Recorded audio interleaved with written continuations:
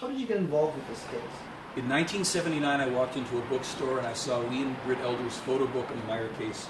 In 1986, a guy I met in a little cafe gave me almost 2,000 pages of transcripts of Meier's conversations with the Clay Army. So Mike, where are we going right now? We're going over to do a radio show with Michael Parker at a radio show called Karma Air that broadcasts out of Hollywood, somewhere here on Sunset Boulevard, to discuss the Billy Meier case. Mr. Warren, how are you? Come on in. I'm looking forward to this show because I've been in the UFO thing for a long time. Truth Seekers, how's it going? It is Michael Parker, and this is another episode of Dark Matter here on Karma Air. Billy Meier case is not one that I have fully investigated, so I'm going to be learning today, just as you guys, plenty of adamant believers and plenty of staunch critics. So it's a amazing story, and let's just cut straight to the chase. And Michael, welcome to the show. Thanks, Michael. Glad to be here. Billy Meier is a soon-to-be 70-year-old man living in Switzerland. Meier has one arm. He lost his arm in about 1965. He started to take photographs of UFOs in 1964. He claims that his first contacts with extraterrestrials took place when he was only a 5-year-old boy. That there is more photographic evidence and video evidence for this particular case than any other existing case. And it's almost so good that you're just like, holy cow. When he took a lot of this material, took these photos, there was no Photoshop, there were no home computers. If these had been hoaxes, his designs for these craft are quite interesting. These official contacts with extraterrestrials, taking hundreds and hundreds and hundreds of photographs and films and everything else that followed, the skeptics would like us to believe that this man, with no resources, working as a night watchman and on a partial disability pension, with one hand, is not only a master model maker, filmmaker, photographer, digital and special effects person, videographer, metallurgist, electronics genius, sound recording engineer, knowledgeable about topography and map making, geography, ancient history, mining, ores, agriculture, and 30 other disciplines that he's brought to bear in terms of the information of this case. They will credit him with that, but they won't say, hey, the guy's telling the truth, he's the one that's meeting with these people. In 1958, Meier sent to the 25 European countries about 115, 120 specific predictions. The United States of America will be engaged in 2 wars with Iraq. The second war will be conducted under a president who is the son of a former president. The second war will lead to an unbelievable disaster. The end game is this, and this has been said even before we launched the war in Iraq pertaining to U.S. military policies. Unless the United States withdraws from all military bases and from all wars and stops sticking its nose in everybody else's business around the world, there will be a third world war which will eliminate 3/4 of the population of the planet. It will devastate the North American continent. We will be among the hardest hit. All of our major cities will be destroyed. We are in for a bad time. And I said, Billy, I remember reading in the prophecies that Russia is said, it's a high likelihood Russia will invade Iran as well as Turkey and then go into Scandinavia and this and that. This is all stuff allegedly published thousands of years ago before we even knew about Russia. And I said, but now America and Israel are talking about attacking Iran. And he said, well, I'll tell you this. If your country attacks Iran, there's an enormous likelihood that Russia and China, which are becoming closer all the time, will attack your country. And that's actually been spoken about as a possibility for a while. It's already in prophecies that they published years ago that I even put in one of my newsletters. Of course, that's bothered a lot of people, but they should also be bothered that Meier has spoken very harshly about radical Islam, Russia, China, laundry list. He was also told in January 2005 that AIDS has mutated and taken some new forms that are fast-acting and produce from the HIV full-blown AIDS within a matter of weeks.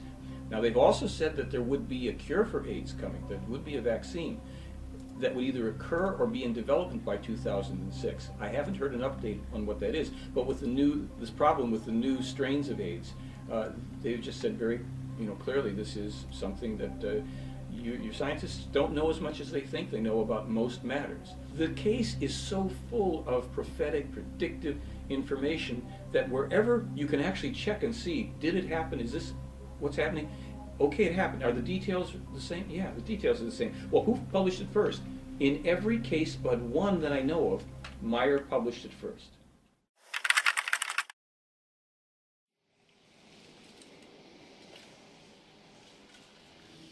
Hallo, wir sind an den Floß. Oh, guck mal, was es hier alles gibt. Guck mal, ein Engel. Dann können wir frei hochgehen. Nee, nicht da hoch. Da hoch willst du jetzt. Dafür habe ich einen Stift. Wir sind hier auf der Erde, unser Leben zu führen, das Bewusstsein. We are here on earth to lead our lives because our consciousness must be developed so that it gathers knowledge, gathers wisdom, builds up love, peace, freedom, and harmony. The human exists in the material life on earth in order to learn, just as other humankinds do on other worlds in the entire universe. Im gesamten Universum dasselbe tun. Nein, ich kann das allein. Ich bin kein Baby.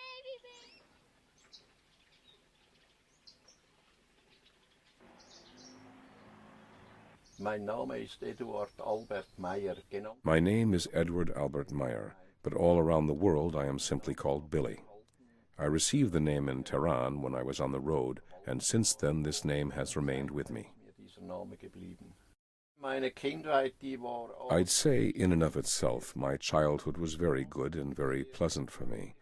I learned very much on the one hand because of my parents, and on the other hand because of an extraterrestrial called Svath, whom I got to know in 1942. How old were you then? I was 5 years old. And this man, Svath, taught me very much of my school knowledge, besides many other things, just as Pastor Emanuel Zimmerman did. Then I confided in the pastor, and he told me I did not need to be afraid. He explained to me what telepathy is. dem Pfarrherrn anvertraut und der hat gesagt, dass ich keine Angst haben muss. Der hat mir erklärt, was die Telepathie ist. Whenever I ran off, Svath helped me to hide somewhere, or he took me in his spaceship, and he flew somewhere with me where we could talk and where I could learn from him. Raumschiff genommen und ist mit mir irgendwo hingeflogen, wo wir uns unterhalten konnten und wo ich lernen konnte. Neurolinguistic programming, neuro standing for how you take the world in through your five senses. Linguistic is how that is communicated internally to you. And then programming is how do we change those internal communications so that we can take the world in differently. NLP was started in 1975, basically modeling some therapists. And now, today, it's really used much more as far as in the business community. So the skills of neurolinguistic programming are pretty much pervasive in healthcare and education in a lot of different places. What I'm noticing here is that he is looking down to his right a lot. And when people look down to their right, very often they're accessing emotions. They're accessing aspects of what's going on from an emotional sense. He's also looking down a little bit to his left, which would be his analytical mind.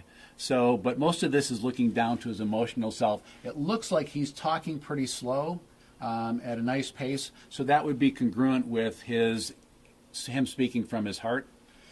His eyes, however, are blinking quite a bit, and that could be an indication, as far from a body language point of view, that he's actually not being congruent, that there's some nervousness there. However, if he is intelligent, that also may account for that and counter it. While the attacks on me and other people have been really relatively tame compared to what's been directed at Meier, they've really only encouraged me to keep on going and get to the bottom of the story. So, Michael, where are we right now? We've just arrived at the Aquarius Hotel and Casino in lovely Laughlin, Nevada. We're the home of the International UFO Congress, where we're going to do our little presentation on Friday. To present some of the new information on the Billy Meier case, there's always new translations that are being made available on materials, some of which dates back 50 years or more. Meier had an interesting childhood, to say the least. Some of it he considered to be very, very positive, but some of it was enormously difficult for him. He had since his earlier contact experiences with this man Svath, it developed in him a duality, if you will, of the private inner life, the private life of his communications, and then being very alienated from other children and other people because he couldn't express, he couldn't tell them anything about this.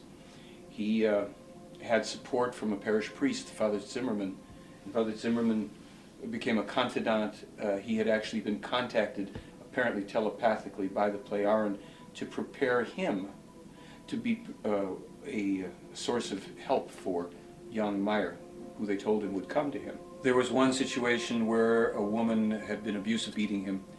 At some point, she hits him, slaps him, I think, with a wet towel that he then takes away from her and slaps her with this towel. This gets him incarcerated for a period of time in a youth prison. Then, after he's out of that situation, seems to attract repeated accusations of wrongdoing, things that he didn't do, but he doesn't defend himself. He doesn't put up any kind of a fight about it. Ends up again being incarcerated.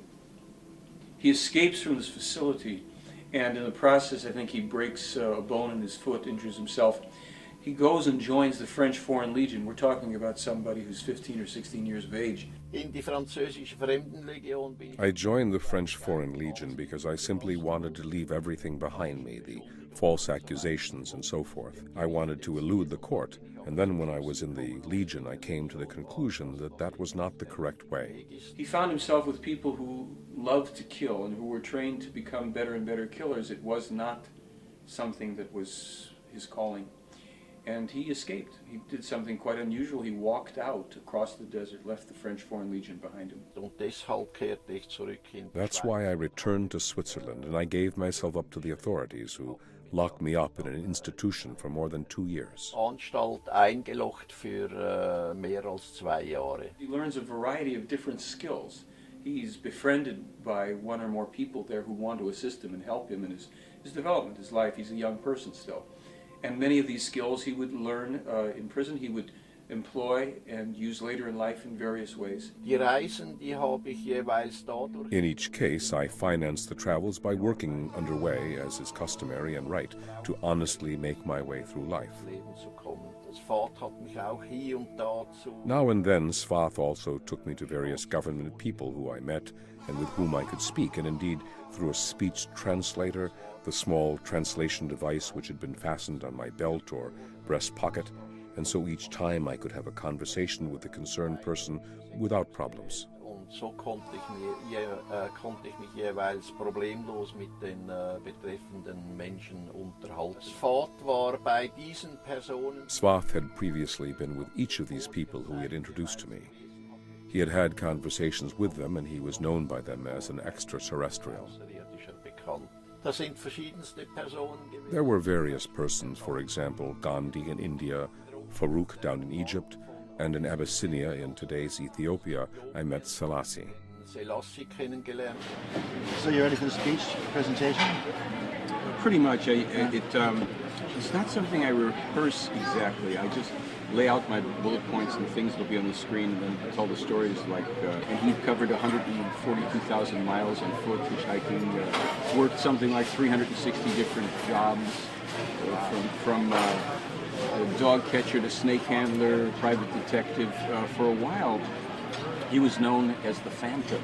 The Phantom? Yeah. He was employed by some Middle Eastern police departments to bring in serial killers and mass murderers. He had his Swiss leather jacket on with a Swiss cross and an Arab headdress. Well, maybe he could find Osama.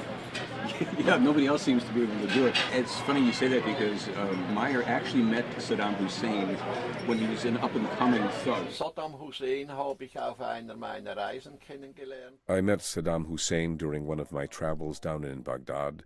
At that time, he was about the same age as I was, about 22 years old, I think.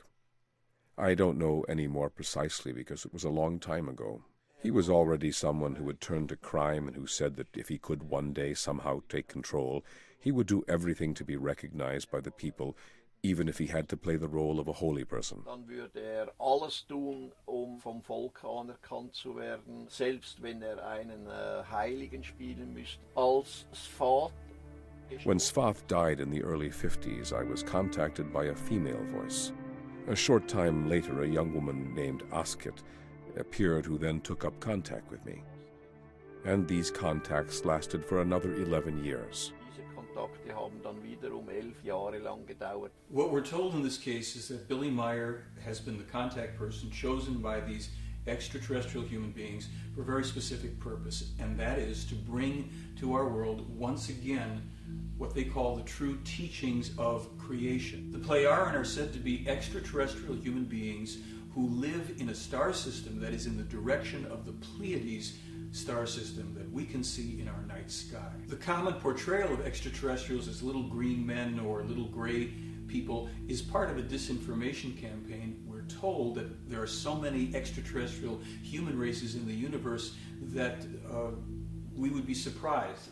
Often when people feel vulnerable or small or powerless, and there are times in all of our lives that we do, it's very comforting to believe in something bigger and better than you, a power, for example, an extraterrestrial that knows more than you do, that can predict the future, that can take away the uncertainty. There are a lot of schizotypal people who do believe in UFOs and do believe that we've been contacted by extraterrestrials.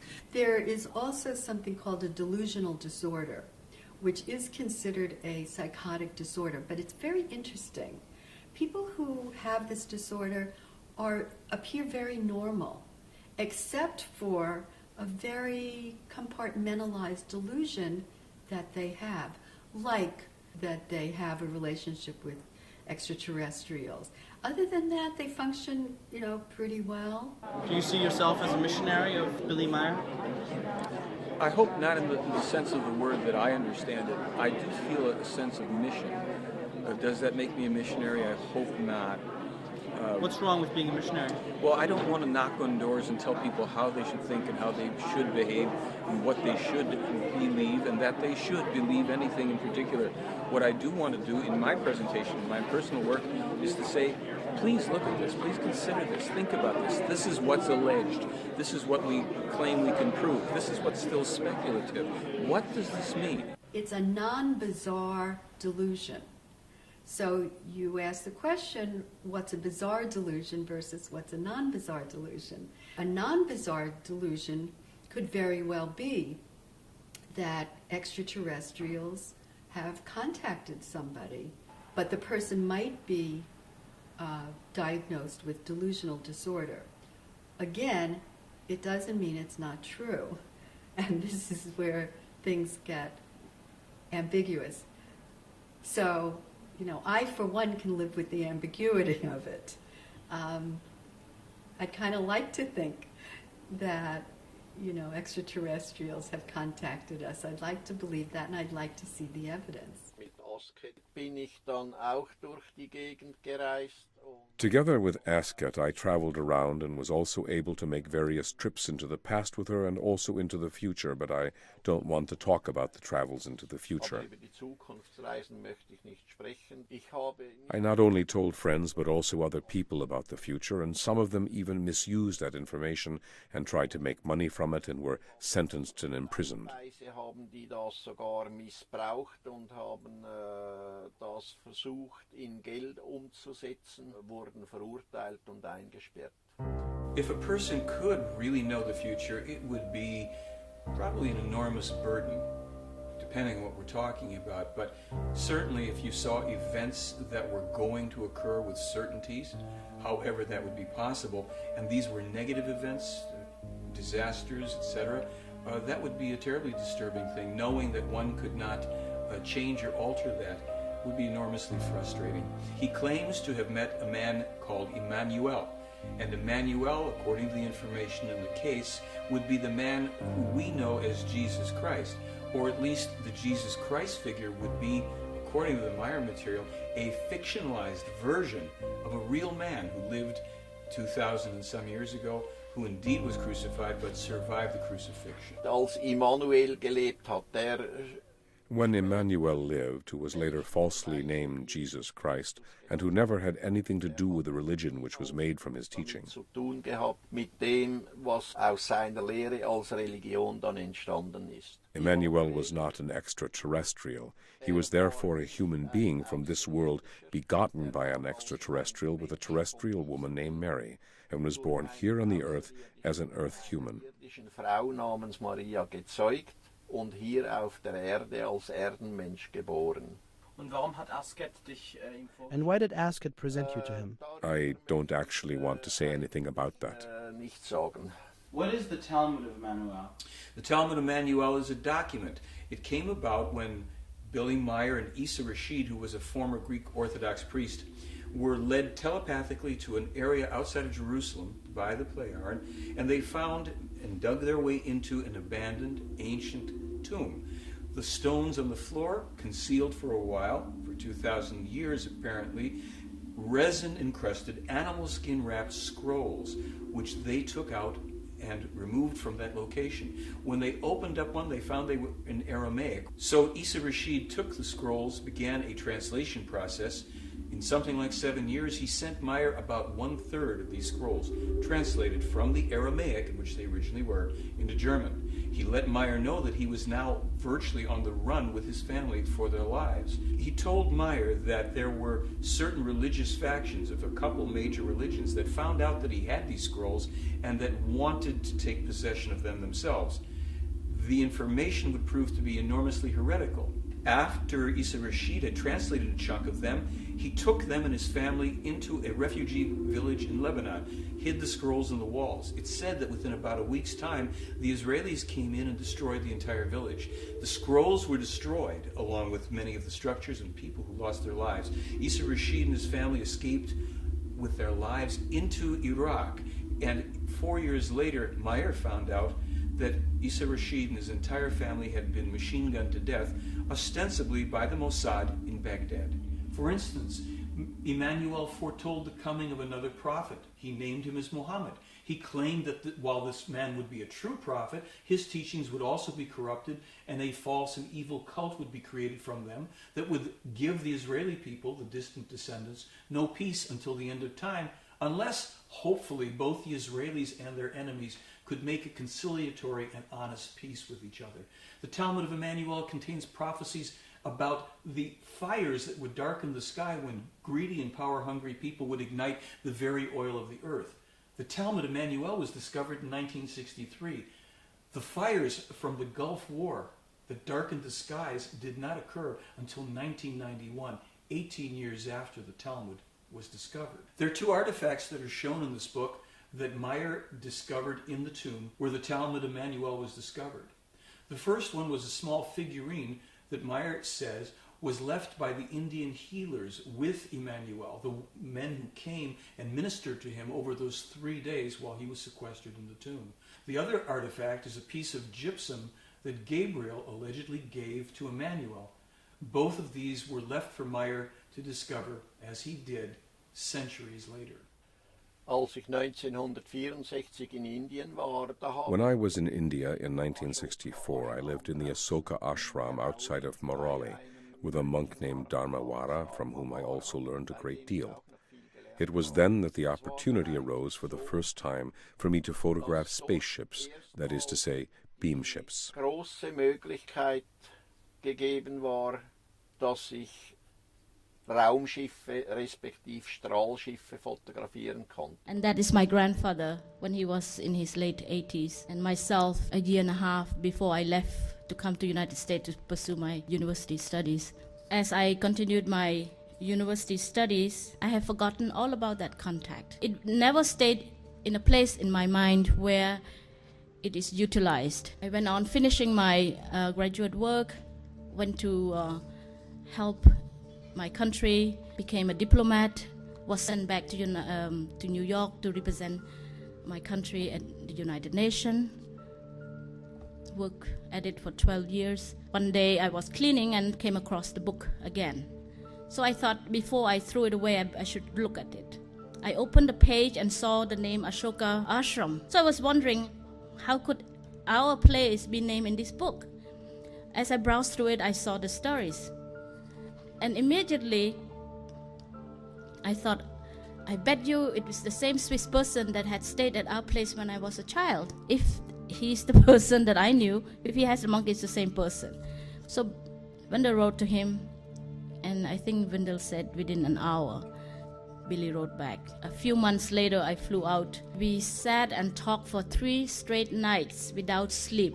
It was almost like I felt I have returned home and he felt he has returned home.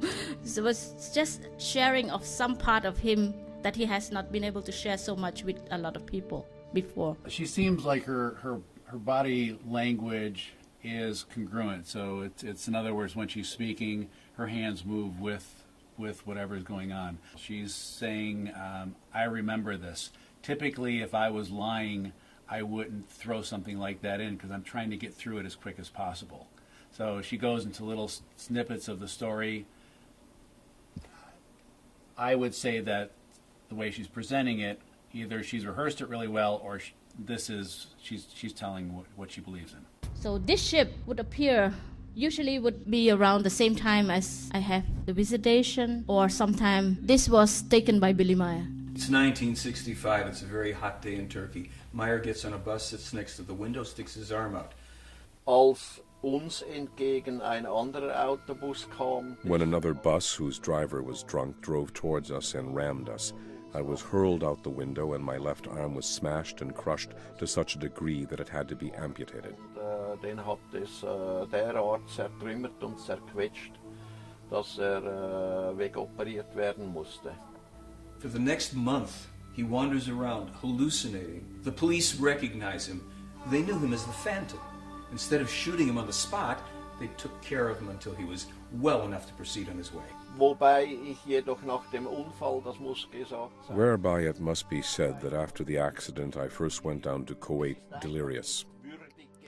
What I had done simply wasn't appropriate. I don't want to be persuaded into talking about it. Ich werde Dinge lernen dadurch in Bezug auf. Ascot told me that through this I will learn things with regard to self-control, dealing with my own thoughts and feelings, my psychology, and so forth. And it turned out that actually she had been right. Eigene Psychologie und so weiter und so fort. Und das hat sich dann tatsächlich auch so ergeben. Meine Frau, die habe ich dann in Griechenland nach meinem... I met my wife in Greece after my accident in Iskenderun. Geholfen hat uns die Polizei Korinthos, damit wir überhaupt... The Corinth police helped us get the wedding papers, and then we were officially arrested, only to be told at the police station, well, you are now married and there is nothing we can hold against you. Und dann auf dem Polizeiposten erklärt wurde, ja, ihr seid ja jetzt verheiratet, jetzt können wir nichts mehr tun. Mein Entschluss... My decision to marry this girl had to do with an explanation by Ascot in the 50s and earlier by Svath that I would meet this girl one day and marry her.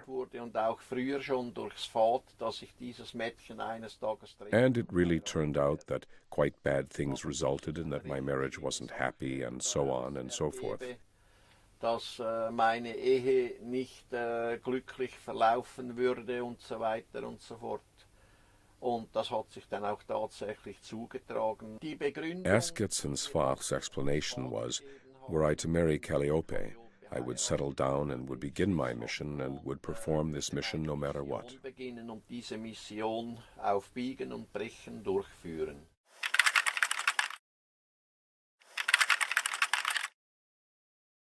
The notion of there was a center didn't even occur to me until I was maybe 7 or 8 years old. For me it was just a patch of land in the green hills of Switzerland. So I could be here, discover things, discover nature, ask questions about nature, and of course there were many people surrounding me from different parts of the world. By chance I found a book in a shop, and I found it with all the pictures of Billy. The book name was Contact from Pleiades. It was telling all the story of Billy. And I was very highly impressed, and then I tried to come here to see where Figo was and get as many information as possible. Mein Name ist Bernadette Brandt. Ich komme eigentlich aus Hinterschmidt-Rüti. My name is Bernadette Brand. I actually come from Hinterschmidt-Rüti because I've lived here for 30 years. Friends had told me amazing things about Billy, but basically I didn't want to meet him. Then I came into a situation where I had to confront him and was unbelievably surprised that he accepted me exactly as I was. Ich komme also aus Norden Deutschlands, 1974. I come from the north of Germany. In 1974, my first husband died of cancer, and then I was on a search for the truth, searching for an answer to what is death. In addition, there was the big question, what is the meaning of life? Lebensfrage nach dem Sinn des Lebens. 77, denke ich, habe ich mal über ihn gelesen in 2 Zeitschriften. Hab's dann aber 1977, I think I read about him twice in 2 journals, but did not continue to pay attention to it. I thought such a contact in Switzerland does not appear realistic to me, but for a long time I was interested in extraterrestrial life, reincarnation, and related things. I pondered about the meaning of life, and then, well, I had once been a member in an American association and read in the newsletter about a Swiss farmer and about a photo book about his contacts with extraterrestrials. gelesen, da ist ein Schweizer Bauer, der hat von diesem gibt es einen Bildband über Kontakte mit Außerirdischen. Und wie hast du Billy kennengelernt? Ganz einfach, ist mein Vater. How do you know him? Quite simple, he's my father. Das war schon schwierig, ja, weil... So how was it as a child? That was very difficult because it didn't come just from the children, rather more from the adults who then influenced the children. Especially in the early years and partly even today, he had a reputation as a nutcase.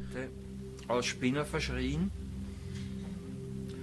Und mit so jemandem sollte man sich nicht abgeben. And there should be no contact with such a person, and this influenced the children. Und das hat sich dahingehend geäußert, dass This was expressed in that I was ignored or teased by my classmates. geschnitten wurde, gehänselt wurde. Das war schwer, ja. Yes, that was difficult. I was successful in repressing the memory of this, and I don't mean just in a transferred sense, but really. Im übertragenen Sinne, sondern tatsächlich. Es sind nur einige wenige Episoden. There are only a few episodes that I still remember from the first 18, 20 years of my life. Bis circa 18, 20 Jahre. Everything else is buried in my subconscious, and I've built up my individuality by trying out many things, by getting around a lot, by making the acquaintance of many people, but also by making many mistakes. Dadurch, dass ich viel ausprobiert habe, viel rumgekommen bin, viele Menschen kennengelernt habe, aber auch viele Fehler gemacht habe. Hast du jemals zu deinem Vater gesagt, Papa, wie kannst du... Did you ever say to your father, Dad, how could you do this? Such a hard thing. No, I never asked him personally, but in secret I have often asked myself this question. I tried to analyze the whole situation and to break it down for myself, and I came to the conclusion Und aufzuschlüsseln für mich und bin zu der Ansicht und that it is more important to build up the mission, to build up Figu, than to go into this problem. die Mission, die Figu aufzubauen, als, ich sage jetzt mal, auf diese Problematik einzugehen. Ich bin meinem Vater auch nicht böse. I'm not angry with my father because of it. Quite the contrary, I'm glad and happy that he is here for me today in this form, and I am trying to profit and learn as much as I can from it.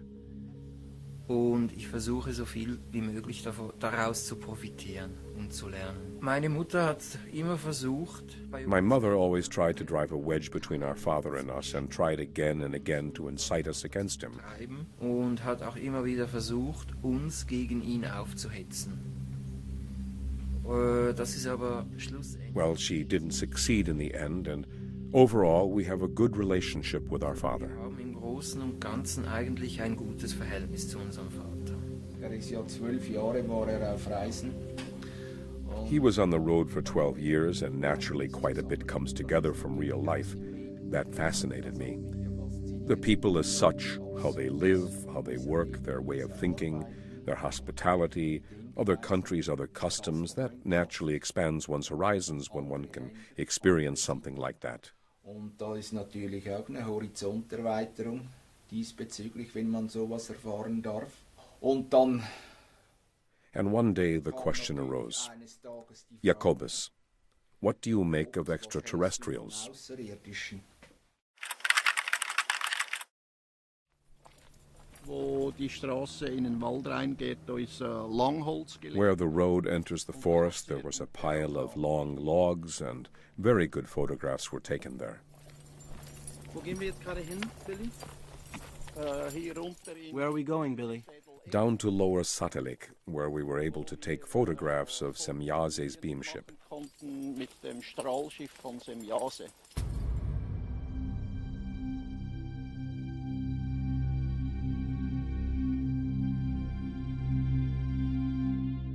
Es war nachts und ich hörte nur ein Geräusch. It was night, and I heard a sound and steps. At that time, I slept in the house trailer when I was over here over the weekends. I went outside because I heard the name Edward, saw a large, white-haired figure in the half-darkness. Actually, it was more the silhouette I could recognize, and I simultaneously perceived I have to retreat, stand still, and go back to the house trailer. It was a wonderful feeling. Somehow I was inwardly fulfilled with happiness and light and sun and so forth, and naturally, I've never forgotten that. Und Sonne und weiß ich was, erfüllt innerlich, was ich natürlich nie vergessen habe. Ungefähr 1990 habe ich dann die Forschungsschiffe vom Dahl-Universum. Around 1990, I saw the ionizing hulls of 3 research ships from the Dahl universe. They were circling and looked like misty balls. I've also observed a mass sighting of Asina's people. It was at that time when Asina came to say farewell to Billy. Wenn ich Aufnahmen machen konnte, das war sehr selten. When I could take photographs, it was very unusual that other people, group members, could go with me and take photographs themselves. As a rule, I always had to go alone. Und auf halbem Weg hatte ich plötzlich so ein... And halfway, I suddenly had such a strange feeling, some kind of urge which grew stronger and stronger, and suddenly I knew what I should do. Wusste ich, was dies eigentlich sollte. Ich sollte... I should look up. There was a huge cauliflower-like cloud, a quite big silvery shining disk curved around the Da cloud. kurvte ein recht großer silberglänzender Diskus And suddenly it vanished as if it had been cut out of a film. aus dem Film geschnitten wieder weg. Ich hatte so in mir ein Wehmüt. I had such a wistful feeling in me, something like homesickness. In my thoughts, I was always with this huge ship. Immer bei diesem Riesenschiff. Schiffe, UFOs oder Strahlschiffe, wie sie genannt werden. I had several sightings of ships, UFOs, beam ships as they are called, due to the fact that my father had contact with the Plejaren and repeatedly said, I have been called once again. Immer wieder gesagt hat und auch gesagt hat, so jetzt bin ich wieder gerufen worden. Es war für mich einfach selbstverständlich da. It has been a natural thing as I had been a part of it since childhood. Das war hier auf dem Centergelände. Hat Billy einmal gerufen, wir sollen kommen. It was here on the centre's grounds when Billy called that we should come, and there was a tiny silvery point in the sky. And I was lucky 3 times to have had the occasion to photograph 3 UFOs. Ein Foto zu schießen, wo ein UFO zu sehen ist. Naturally, I didn't see them when I took the photographs, only when I had the photographs in my hand. So it was by coincidence? Yes. Was ich dann aber gesehen habe und was auch auf dem Bild dann drauf ist, While taking the photograph, I saw a fiery red big disc which didn't appear at all on my photograph. But what I also saw, and what was also on the photo, was some glittering drizzle which sprayed down from that disc. etlichen Zeugen dabei, als Semjase Once I was with other witnesses when Semjase eliminated a freestanding, approximately 3 to 5 meter tall fir tree in a meadow. It suddenly disappeared. weg vom Fenster. Der Apfel ist heute noch in dem The apple, which is still preserved today in this glass jar, has been here now for around 30 years. In spite of that, in my view, it still looks exactly as good as it did then. aus wie damals. Es handelt sich da nicht einen ganz gewöhnlichen. We're not just dealing with an ordinary apple, because it was not grown in a terrestrial garden, Rather, it comes from a food garden or a greenhouse, sondern stammt aus einer Gewächsfarm oder aus einem Gewächshaus, which is situated in Spaceship Commander Ishwish Pattar's huge mothership. This is what's special about this apple. beheimatet ist. Und das ist das Besondere an diesem Apfel. Unfortunately, almost nobody has accepted this apple story of mine. Diese Apfelstory abgenommen. Und dort hinten, wo die Straße jetzt eine Kurve macht, da war Back there, long logs were lying where the road curves, and beyond, at the curve just in front of the forest, there where it goes into the forest, I once made recordings of the whirring sounds of Semjase's beamship. vom Strahlschiff von Semjase. You could hear it over a very big area, up to a distance of 4 kilometers. Wendell Stevens aus und Lee Elders. Wendell Stevens, Lee Elders, and Tom Welch got a measuring device from Weil Limited up in Rheintal. Da ist eine Firma mit elektronischen Geräten. Haben sie ausgemessen, wie weit die A company with electronic devices, and measured the distance from here to there, about 380 meters, which made it possible for the sounds to be recorded from here. Dafür waren, dass von hier aus die Geräusche überhaupt noch aufgenommen werden konnten.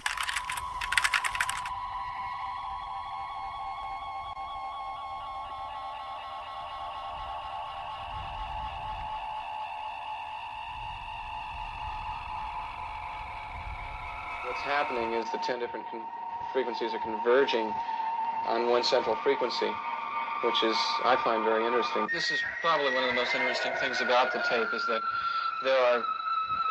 What's this right now? Very, very many tones. Yeah. And they're all changing very fast. Not synthesizers on the market that have oscillators that change that randomly. Even if you got 9 or 10 of them going, they wouldn't change from those peaks that quickly. So a significant thing is this rate of change. And besides, if you were going to create a noise for a spaceship, you'd be hard put to come up with something as original as this. I would see it once a week or sometimes twice a week, ship over the Ashoka Ashram, but from an angle behind the Ashoka Ashram, there's a little hill, and we used to call it the Dog Hill. This was taken on May 24, 1964. This was taken just on the side towards the east of the ashram.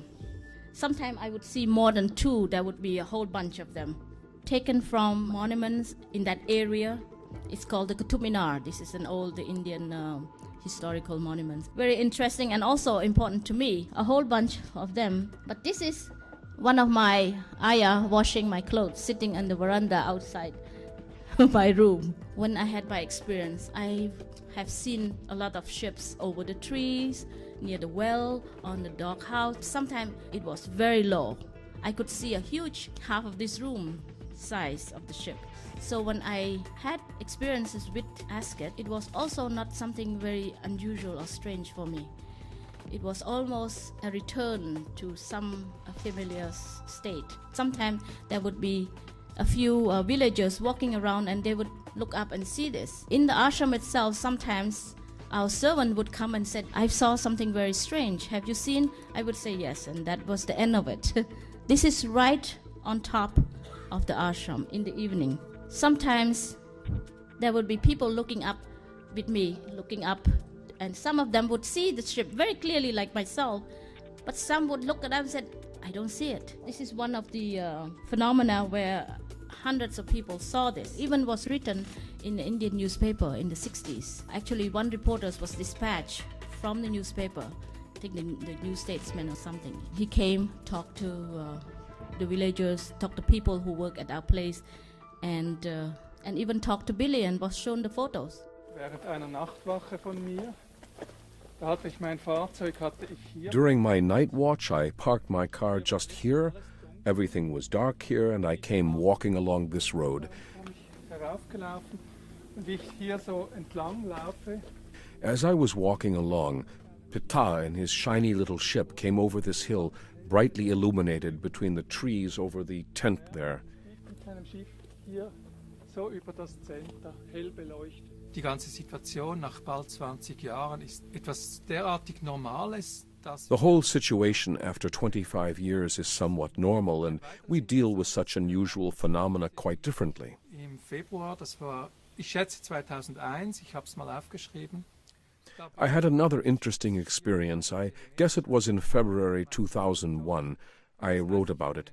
I drove my car into the protection shield of a telemeter disc. Mit meinem Auto und da wurde das ganze Auto in einen riesigen Lichtball gehüllt. That means that I touched the electroenergetic protection shield of that disc with my car, and the whole car was enveloped in a huge ball of light. Auto, es war ein helles, orange leuchtendes Licht und an der Peripherie meines Fahrzeuges konnte ich It was as if my car and I were struck by a very strong electrical tension. elektrische Ladung entlädt rund um mein Fahrzeug. Mitte der 80er Jahre war ich in Italien in den Ferien. In the mid-80s, I was on vacation in Italy, and one night about 11, I had an impulse and I looked, and there were two lights, quite parallel, very fast, and then they, whoosh, parted, and then I knew. Yeah, that was it. Ja, das war's jetzt. Also Außerirdische habe ich sicher noch nicht gesehen.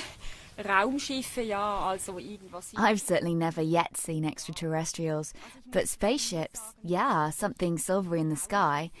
Well, I have to say that I have simply never been interested in spaceships. Spaceships are, for me, like cars. I'm not interested in cars either. They are a means of transportation. But what has always been clear to me, and what I never quite realized, was that it was clear to me that, logically, there are extraterrestrials.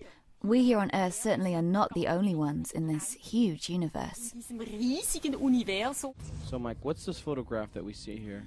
This is a photograph that Billy Meier took in 1975 of a landed UFO, the only one of this type that he was able to take. It was from this photograph that the special effects expert Wally Gentleman, who had been a director of special effects in 2001, designed and had made two UFO models at the MGM Special Effects Studio. In these photographs, we see Billy Meier with those models. You mean 2001, the Kubrick film? Yes.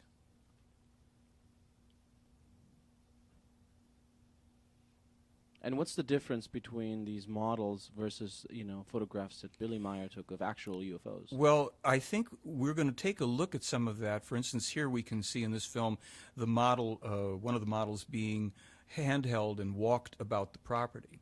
There were very specific technical differences that were observed, but in this film, we see an object that some people might say is a model. It's hovering above what appears to be a tree and in front of a house. Is this one of his films? Or? This is one of Billy Meier's films, his earliest film from 1975. Some people would think by a string, but as you see this move off to the side, you notice the UFO hung for a moment at an angle, which is something that's impossible to effect with an object on a string.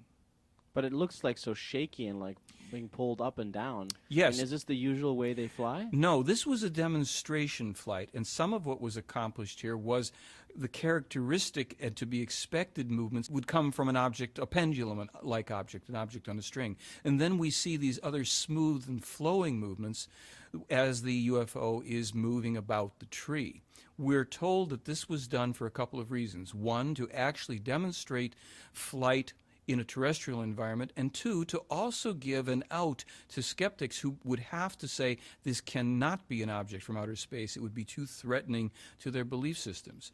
However, at a certain point, we can actually see the top of this tree swaying under the backwash of the UFO.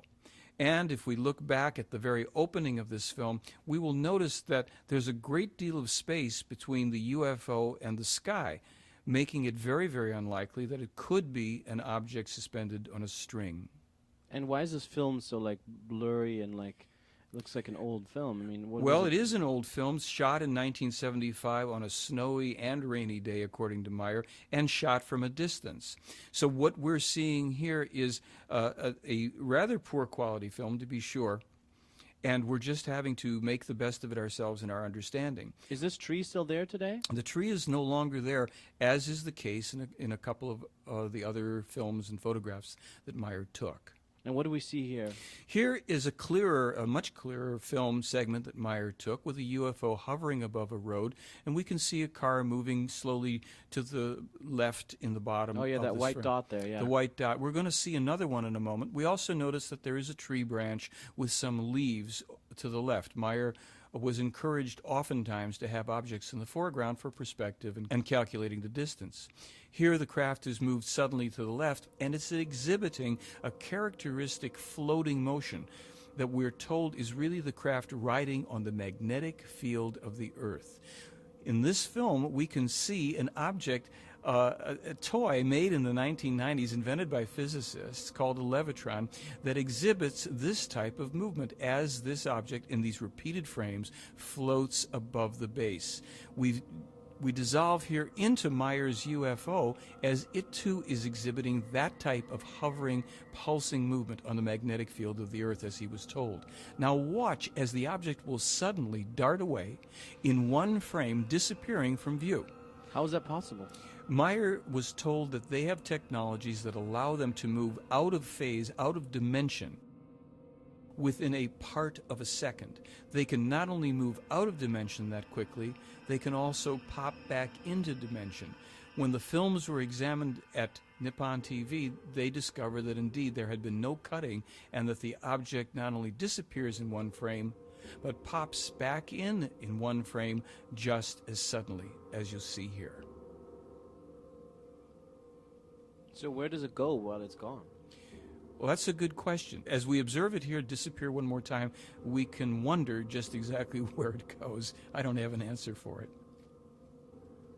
That's Billy Meier in the lower middle of the film. He's walked into the film. He'd set up his camera on a tripod as we again see one of the UFOs hovering in the distance. And again, notice that it has this movement, the slight pulsing up and down movement as it rides on the magnetic field of the Earth. And this film?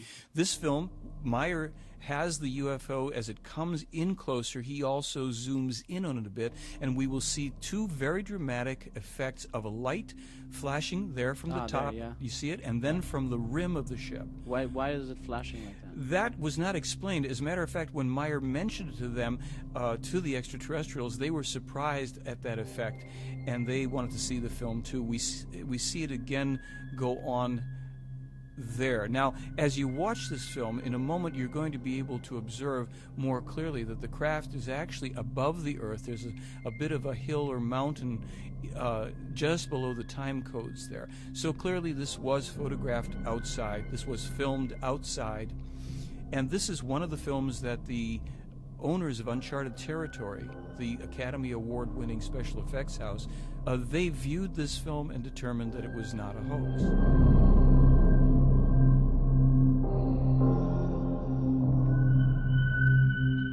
In this film, we see three of the UFOs, again in the distance, with tree branches in the foreground, as they hover at slightly different angles in relationship to each other, exhibiting again the pulsing movement and changing distance ever so minutely between them.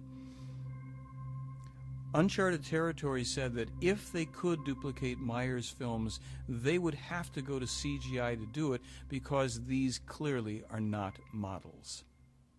And what is this right here? This is the beginning of a series of photographs that Meier took of what's called a light or energy ship, allegedly piloted by beings from the Andromeda Galaxy who are partially physical and partially non-physical.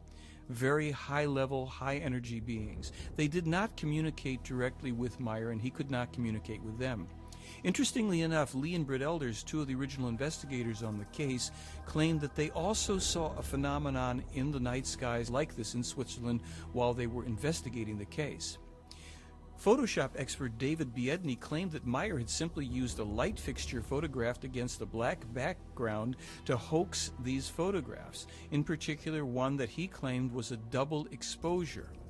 When another special effects movie expert who'd been in the business for 50 years viewed the same photograph that we're about to see in just a moment, he said that it was not a double exposure at all, but a triple exposure that must have been taken accidentally in camera.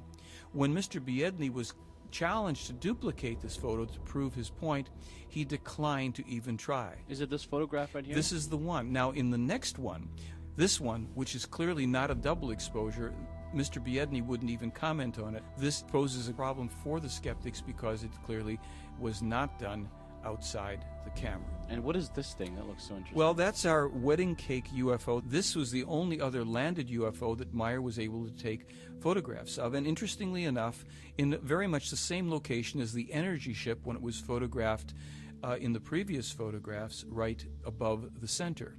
We see here a more clear view of the base of the ship taken from this angle, and as we get closer to it, even a little more clarity. These photos of the wedding cake UFO were called hoaxes by many people who thought that it was merely a garbage can lid with various appliances and accessories somehow put onto it. However, when the original investigators were able to calculate the measurement, it turned out to be some 10 feet in diameter. When they took these photos to a metallurgist to ask if he could reproduce it in 1980 or 81, he said it would cost about $25,000 to make this object. Here, an even larger wedding cake UFO is photographed over a van on Meier's property, and Meier photographs it as well from underneath. These are very controversial photographs of the wedding cake UFO glowing a golden color at night. Here you can see various artifacts, trees, and perhaps light poles in the background. In this next photograph, Meier has a close-up of it, even larger, closer to the camera.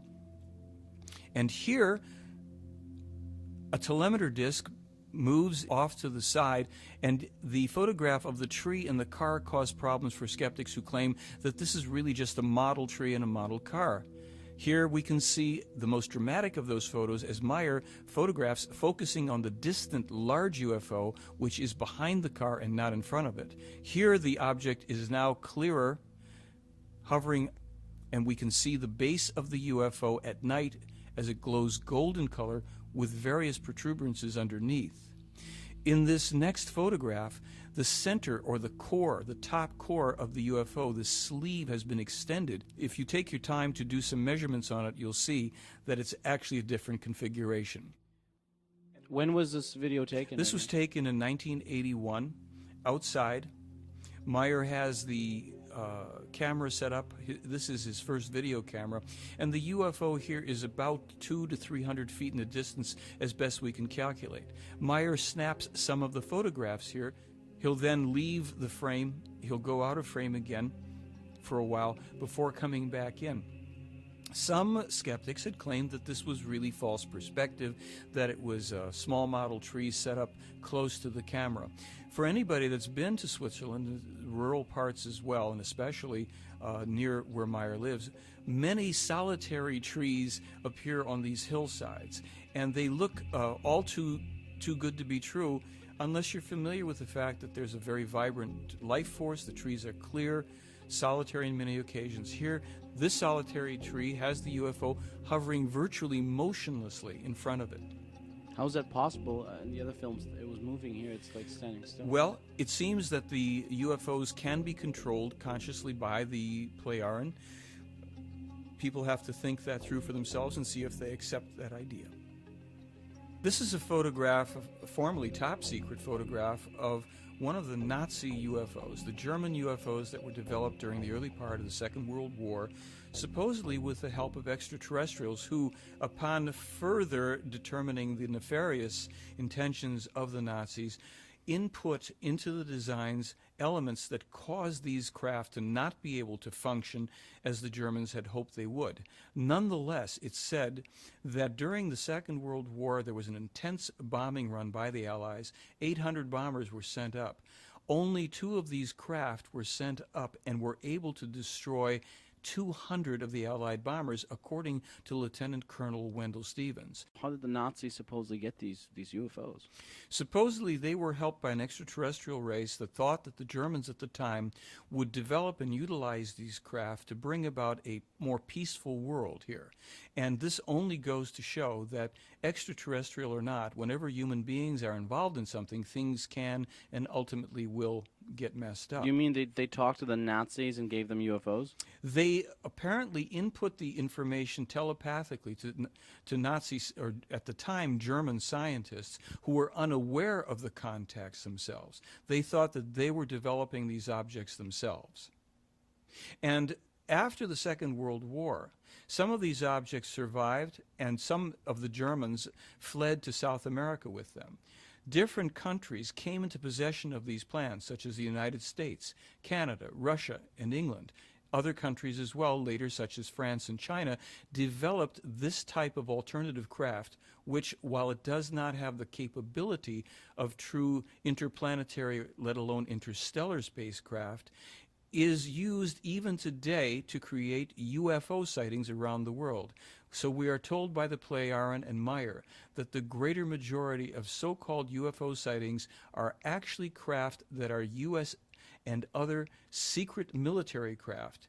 The danger still being that a false UFO ET attack could be launched by one country or another in order to bring people under martial law and worldwide control. These are the only known photographs taken from within a UFO above the Earth, with two other UFOs visible. Meier took these from inside Semyaze's ship. In this final photograph, we even get a clearer view of the Earth and land below. We're looking at photographs taken of Meier holding a laser beam-type weapon on July 6, 1977. The photographer is the woman Manara, who brought him this weapon, an antique 600-year-old beam-type weapon. He looks a lot younger here than in the movie. He was about 40 years old at this time. And this is like another film of his? This is shot on the same day. This was actually the second time that a weapon like this was brought to Meier, and they decided to both photograph and film him handling the weapon during this time. So does anyone else ever touch this weapon, or was Meier the only one? Well, Meier was the only terrestrial person to handle the weapon.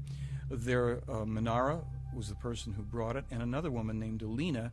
Also, we'll see her in a little bit. We have some photographs of her. The weapon had some very unusual characteristics. Like what?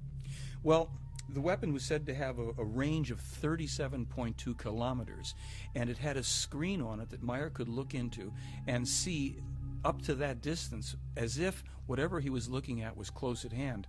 All he had to do was concentrate then on the target, whether it would be a little piece of a tree or another vehicle or whatever, and press the trigger, pull back on the trigger, and that beam would travel as far as necessary to destroy the object in question. So he could basically steer the weapon with his mind? Well, this weapon wasn't fully steerable with the mind. It was more that he could focus on whatever he wanted to. He still had to pull the trigger. In their more recent technology, they have weapons that are controlled by the mind, so that only the so-called owner of the weapon can actually activate and use it. It doesn't require the use, then, of a trigger, but rather is mentally controlled by the weapon's owner. We're looking at a film made 30 years ago of a weapon that is, at the time, allegedly 600 years old. Who is this holding the Well, weapon? this is Alina. She's another extraterrestrial who comes from a very, very distant system in space, and she is holding the weapon here. We see not only the weapon, but this gold suit. What we should tell you is that when Wendell Stevens and the investigative team first saw these photographs and films, they thought, number one, that the weapon had to be a toy, which they discovered it wasn't by searching out every toy supplier in Switzerland as well as toy stores and coming up with nothing. Likewise, they searched out through sporting goods stores and clothing manufacturers this type of an outfit, as well as simply looking for a fabric that would behave and appear as the apparent gold foil of Alina's outfit does. They couldn't find that either. And what is this? What's with this tree? Well, this is one of the two trees that Meier shot holes through using this weapon. This appears to be the apple tree, about 10 to 12 inches in diameter. The investigators couldn't even find a drill bit that long, and plus, as they examined the hole here, they found out that not only was it smooth as glass all the way through, but slightly oval, in addition to the round entrance and exit. There is no possible way of drilling an oval hole. What about these pictures? Well, this is another tree in a forest that Meier had shot a hole through. The investigators had then taken a string, tied it around the trunk, ran it through the hole, and then carried it back all the way into the forest. They found it in a straight line from the entrance point of this hole. Everything was singed or burned perfectly all the way through as far as they could walk it in the forest. But remarkably, there was no sap bubbling. There was simply clean through, immediate breaks in the branches and twigs where the beam had passed through. With any technology that I know of could not achieve this on this Earth's plane. I could not explain the type of material that I have and its discreteness by any known combination of materials. I could not put it together myself. The elements that we found were totally surprising. The major element, which is shown here, was the rare earth metal thulmium, Thulium. It was totally unexpected. So now we've seen silicon, iron, thulmium, silver, and copper, all in a specimen about this big. When he examined the metal under electron scanning microscope, he then found the micro-machining, which was a clear evidence to him that this was a deliberately manufactured product. We found evidence of what looks like mechanical manipulation. One sees now discrete marks in a diagonal form in this direction and marks in this direction. But what is exciting, it looks like it's been plowed. In other words, a pressure, and there is a scarfing on either side. Do we know what this metal is used for? We're told that these metals were representative of a number of the different stages, 7 stages of manufacturing that the Plejaren go through to create the metal for their spacecraft. I don't know how beneficial it would be for us. They're always more advanced than we are, so we're the savages in the jungle, and that's not always beneficial for the lesser evolved person. But they're here studying us, and we should know about it, I think. If these ETs exist, why haven't they contacted us? Well, actually, there's 2 answers. Number one is they certainly did try to contact us, meaning the government of the United States, in 1979. There was a letter sent to the Carter administration. But when I read that letter, I really understood why the contact didn't take place. It really was demanding such profound changes in the consciousness of people in this country that there was really no chance that they were going to go for it. Specifically, that President Carter and his administration revealed to the American people that all of the religious beliefs here are based on fantasy, nonsense, and lies. All the world coverage of this case became a milestone in ufology, and of course the wonderful pictures and movies. For the first time, we had a strong documented cases with strong evidences, hard evidences in video and photographs, physics solid materials from another world to analyze, and also scores of testimonials by Billy Meier of his contacts. So I think this is, at this moment, is a legend in ufology. Throughout history, we know there have been lots of times when, the world has believed, for example, that it was flat, and then it was discovered that it wasn't, and it only took maybe 1 or 2 people to believe that. So it's what we call a type 2 error in research. In other words, that you reject something that actually is true. Die Lehre des Geistes oder das Wissen, dass die The teaching of the Spirit, or the knowledge that is transmitted to us by the Plejaren, is so fundamentally different from everything else here on Earth. Was ich von Svat gelernt habe, von der ersten plejarischen Person, mit der ich in Kontakt. What I learned from Svat, the first Plejaren contact person, and that I could then process everything and go around the world with the help of the Plejaren, and the great amount I also learned out there in the world, and the great knowledge I could draw from the storage banks, and also that from my own thinking, my own realizations, I could then start to fulfill the mission. Die Mission dann zu erfüllen beginnen konnte. All of this wasn't simply information being given to me. Rather, I had to work for it all by myself. The German language is the best language that one can actually have in the world in order to precisely and clearly explain everything just as it really must be. What we are disseminating from here, the center in Hinterschmidruti, is simply only a teaching, and we call that the teaching of the Spirit, or spiritual teaching, or the teaching of truth. Consciousness-related evolution is the real meaning of life. Lehre der Wahrheit. Rund 400 verschiedene Schriften, rund 40 Bücher und jedes Buch. About 400 different texts, about 40 books, and 3,000 copies are printed of each book, which makes 120,000 books. Also 120.000 Bücher.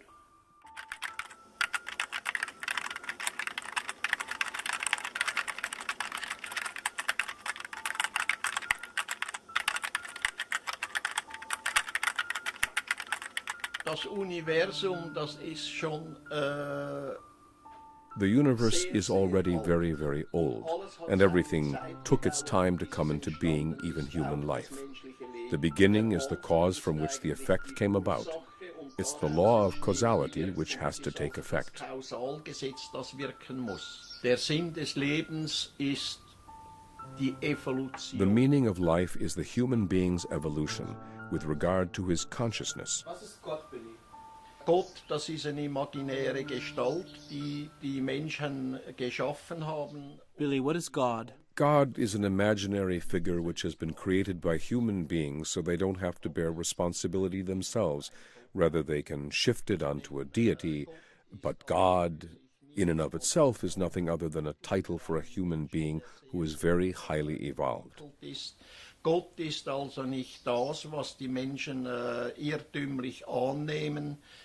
God is therefore not what human beings wrongly assume, that he is the creator of life, the creator of a universe, of space. God is nothing other than a title, be it Allah or Shiva, etc. Der versucht immer eine Macht über sich zu setzen. The human being always tries to set a power above himself, and he calls it God. This God or this power is supposed to be responsible for him and everything and anything that he says, does, thinks and feels, and so forth, and for his fate. Der Mensch ist für alles und jedes, das selbst denkt. The human being is solely responsible for each and everything he thinks, does, feels, and undertakes. He must be responsible for it. Muss das Positive und das Negative. He must bear and savor all the positive and negative which he processes through his thoughts, actions, and feelings. It's good that he invented a new term called creation, which is, I think, a bit, maybe a bit broader, innocent as well. If you say God or Allah, then there is a long heritage, maybe violent history attached to it. So maybe let's call it creation. They simply want us to look at the facts and learn to understand the truth. The Palladians said there are no earth religions that are valid, that they're all dogmas created by men to create men. We don't need an intercessor, and we shouldn't be taking anybody else's ideas about religion. It's all internal. Everybody has his own contact with the creation. Because in various cultures from the Middle East, South and Central Americas and India, etc., all of the gods of the past were extraterrestrial humans. Many of them were the forefathers of the Pleiaren. Because their ancestors set in motion these religions, which have led to many of the problems we face today, they want to help us. But this time they must do so without directly interfering with us, because that would only lead to their being worshipped again or to their being attacked. When we think about God and religion and the universe, we might want to consider that we live in a little ball. Actually, if we put it in perspective, we live on a piece of cosmic lint, somehow magically suspended in space, perfect operation. Everything's going on. In religion, we want to say that God is responsible for that, and that we should also fear God, or maybe we won't be sitting on a cloud after we die. We'll be dipped eternally in molten lava. Not exactly a positive image. And so, on one hand, we have the spiritual teachings from Meier and the various religions of our world. To understand the difference between them, we really have to look at both. Then the human beings are no longer in a position to think for themselves. They still only think in the framework prescribed by religions, sects, philosophies, and ideologies. Der Mensch muss aber aus sich selbst heraus seine Gedanken pflegen. But the human beings must nurse their thoughts from within themselves. They have to learn their thoughts and create the respective feelings. And it is only then that they may detach themselves from that which the false teachings, the erroneous teachings, which hammering fear into them, are bringing. Hier ein Andenken, dass man mir mit einem Nagel an die Haustüre genagelt hat. Es langt darum. Here is a memento for me that someone nailed on the door of the house. It's enough, you dog, you will be put down. Shortly after this note was nailed on the door, a couple of days later, it came to a head, and someone shot at me once again and tried to kill me. Und hier ist der Platz, als ich einmal hier zu einem Kontakt gehen And here is the place that I was once supposed to come for a contact. Jacobus was with me and 2 other men. In the hours of the night, someone shot at me from down there. Hat man auf mich geschossen. Das habe ich aber Tage zuvor geträumt und habe mir dann ein Metallblatt. I dreamed about it days before and had hung a metal plate in front of my chest under my jacket, and on top of it a memorandum book. Genau in die Agenda rein und in die Metallplatte, und so hat es mir das Leben gerettet. And the bullet went through the book and into the metal plate, and so my life was saved through a dream that I had had before. Because I have dreams again and again which show me things that will happen in the future. Können wir das alle, solche Träume haben? Can we all have such dreams? Actually, everybody can have such dreams if they concentrate on them and begin to steer their dreams, and when they enable themselves to somehow have visions through dreams, dream visions, prophetic dreams, and so on and so forth. Träume, eben Visionen zu haben, Traumvisionen, Wahrträume zu haben und so weiter und so fort. Aber das bedingt natürlich. But that naturally requires that the human concentrates and uses his consciousness to really make use of the energies and forces which arise from it. Wirklich die Energien und Kräfte, die daraus entstehen, aus dem Bewusstsein zu nutzen. Meier is not a pacifist. His position is that self-defense is a basic human right, but that weapons may only be used if there's absolutely no other way to defend one's own life or someone else's. Even then, killing someone in self-defense should be the absolute last resort, so going to war or attacking other persons who do not directly threaten oneself or others is not self-defense, but a punishable crime. Meine Waffen. My weapons. This is my son's army pistol. In Switzerland, the Swiss soldiers have their weapons at home. Die Schweizer Soldaten haben ihre Waffen zu Hause. Kleinkalibergewehre. Small caliber rifles, 2 submachine guns, 2 Kalashnikovs, and here is my revolver, 22 millimeter. And this is my second army weapon, 9 millimeter, 44 Magnum, Bulldog revolver. Why do you have all these weapons? I actually carried these weapons earlier during night watches and for the job I had, for security, transporting money, and so forth.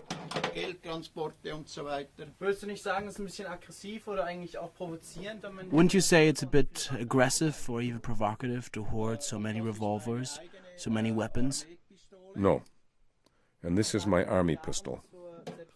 What do the Plejaren say about self-defense? And what about carrying weapons?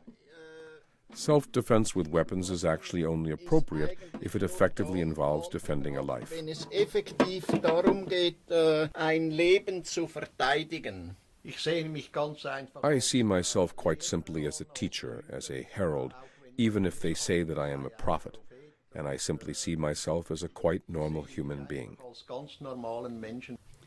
The silent revolution of truth actually is exactly the appropriate name for what we are doing here. First of all, it has to do with self-responsibility, and that the human being learns to go back to his roots without any compulsion, and learns to be a human being. Und das ohne Zwang. The Plejaren say that they know, not believe, but know that there's such a thing called the human spirit.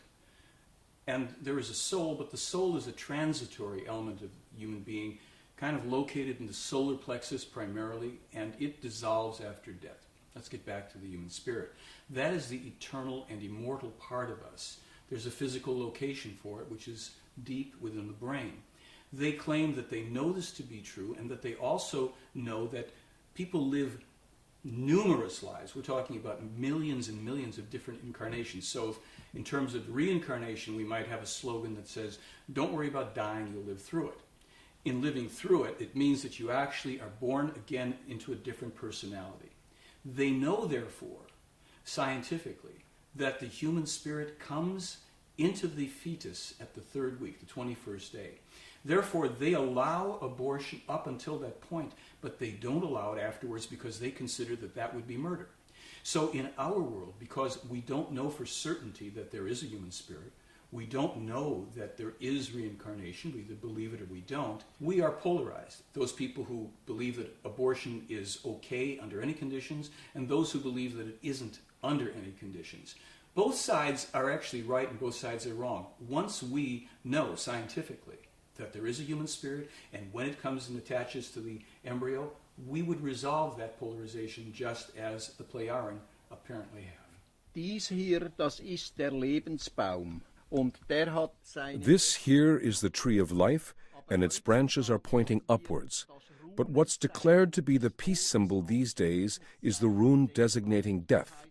In other words, people use the sign upside down, and it doesn't mean peace, it means death. The apostles of peace around the world even paint it on their faces. This sign, the death sign, has exactly the opposite effect of to live, of everything growing upwards. Everything must flourish. Everything must grow. According to these teachings, actually, the core problem is overpopulation, because we are pressing against our environment and each other, causing enormous problems. Our environmental problems are largely due to the abuse, degradation, and overuse of the environment.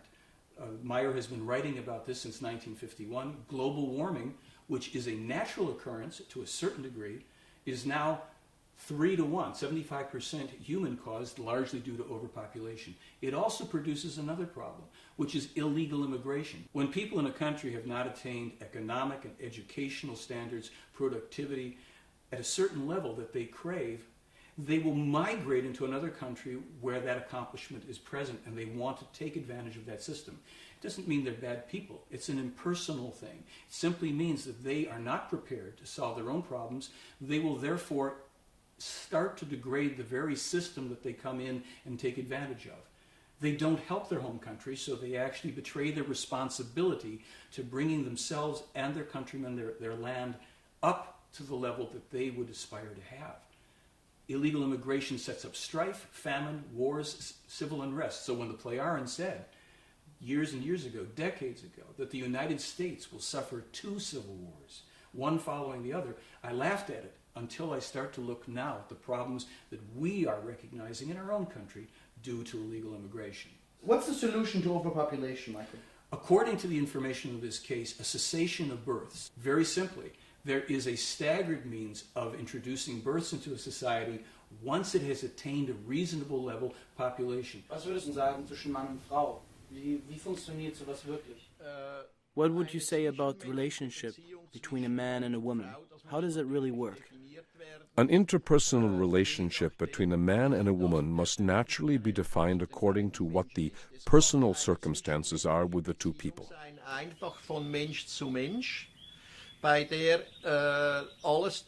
interpersonal relationship can simply be from human to human, in which everything becomes valid, as we have often already said, such as love, empathy, freedom, peace, and harmony.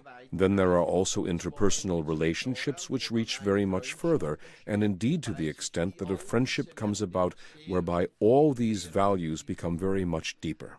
And then there is a further possibility where the two build up a lifelong union together, where man and woman live together as life partners. Wo Mann und Frau dann eben zusammenleben als Lebenspartner, egal ob... It's all the same if they are married according to legal values, as the authorities require it here on Earth, or if a free life partnership exists, which luckily is feasible and allowed in our latitudes or in the Western world. Unseren Breiten oder in der westlichen Welt machbar ist und erlaubt ist. You have something to say to that, Michael? No? About man and woman living together? I am not an expert in that area. Billy, wie siehst du, dass sich der Rest der Welt mit deinen Lehren auseinandersetzt? Billy, how do you see the rest of the world coming to terms with your teachings?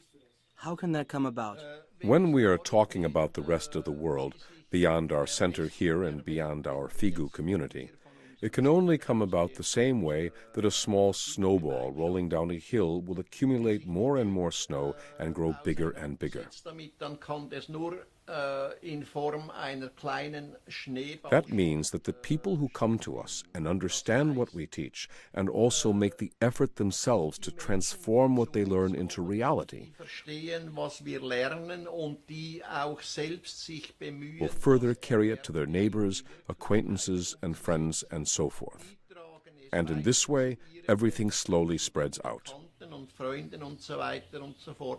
Und so breitet sich langsam alles aus. Perhaps the most startling of what I call the prophetically accurate information in the Meier case pertains to Meier's astronomical information about numerous planets, but especially Jupiter, its rings, its moons. Meier specifically said that Io was the most volcanically active body in the solar system. He published that 5 months before we discovered it. More than a year after he published the information on a ring of Jupiter being composed of ionized sulfur particles, Science magazine published that information in January of 1980. Most impressively, when I sent Meier's information about Io being the most volcanically active body in the solar system, as published by Meier 5 months before the probe got there, Professor Joseph Viverka, the head of the astronomy department at Cornell University, said the following to me, and I quote, "If he, Meier, said that 3 to 6 months before, then all I can say is that he was right." In 1958, he publishes a letter in which he foretells 2 U.S. wars with Iraq. The second one he claims will lead to an unbelievable disaster. He names AIDS as a coming epidemic. He names crystal meth as a coming drug epidemic. He specifically foretells computers, credit cards, the dates of various events such as moon landings and rocket launches, years and decades before these things occur. So what do people do about it? The problem is that we, the people of Earth, do not learn from prophecies and predictions. We do not seem to have the common sense, let alone the wisdom, to take the warning about things that are going to occur. You see, prophecies and predictions really are the manifestation of the law of cause and effect. That means that that which you send out will come back. What about the future, Michael? We're being told that we are leaving an age of beliefs, and we're entering an age of knowledge. It's a difficult transition, this movement into the future. It's going to be uncomfortable because we've relied so much on belief and not enough on knowledge. If you get on an airplane, you're going to fly somewhere, do you want to know that the pilot believes he can fly the plane or that he knows how to fly it? We've been given a weather report. Prophecies and predictions. The difference between the two, prophecies are the likely outcomes of events that are in motion. The effects of causes. If we don't rectify them, we get this negative outcome called a third world war. Predictions are things that the Plejaren claim are set in stone, and they usually relate to more cosmic events, a planetary body, a meteor coming through, a volcanic eruption or an earthquake that has nothing to do with human activity. In terms of the things that we're most concerned about, a third world war, or terrorism, let's take the Third World War. It's not written in stone. It's just that it's a high probability unless we as human beings go right back to this core principle and take responsibility for our thoughts. Do we want to keep seeing the world in this way? Do we want to empower people who are going to lead us in these dead-end directions that only lead to destruction? Here's an unfortunate truth. Our country, the United States, in the past 60-some years, has launched over 200 unprovoked attacks against other people. The law of cause and effect tells us that sooner or later that pendulum comes back, and it comes back as a wrecking ball. The war against terrorism will not be won militarily. Not through aggression against people who had nothing to do with it, not through recruiting more terrorists by bombing innocent people. The way they recommend, and they say it's an age-old solution, that all countries on earth must contribute equally to a true peace combat force. This is a force of armed soldiers under true international law that are sent in to put down terrorism, insurrections, wars, and criminality and aggression. We could put down this type of terrorism in a very short order. Do we have the will and do we have the wisdom to do that? True leadership from here on only comes from the bottom up. It's not going to come to us from the top down. We are in a time of false leadership. If we recognize a person of integrity who stands for truth and is willing to buck the tide of all the pressures, political, religious, and everything else, yes, we should support that person. As it said, it will be later on in time the true mothers of the millennium who will bring peace and harmony. The women will come into their true feminine power, not the imitation of male power. They will be in balance with that, and they will bring that element strongly forward so that peace will come. As we go into this new time, structures are dissolving and they're falling apart. But that sounds like doom and gloom. It isn't really. It's that the seeds of a new time, the seeds of new understanding and harmony and peace are developing in the fertilizer, if you will, of these very, very difficult times that we're in. Wenn ich darüber nachdenke, was sich ergeben hat. When I ponder the negative and positive which have occurred in my life, I have to say that I realize it is necessary that the human being experiences both, the bad as well as the good. Dass es notwendig ist, dass der Mensch beiderlei Dinge erlebt, die schlechten sowohl wie die guten. I think if we embrace the idea that we are going to courageously move forward to discover how we can bring about the kind of harmony that every human being craves within themselves, we will awaken to this age of knowledge and to all of the parts of it that would come with it. This isn't just about ETs and UFOs, as fascinating as that is. It's about us and our future survival. The more I read, the more I felt that I had a personal mission to help prove a lot of these prophecies wrong by instilling some hope and directing people to think for themselves so that we can leave a world for our children that's going to be a lot better than the one we're living in now. If this all turns out to be a hoax, what would you say? Well, for me, I'd only have one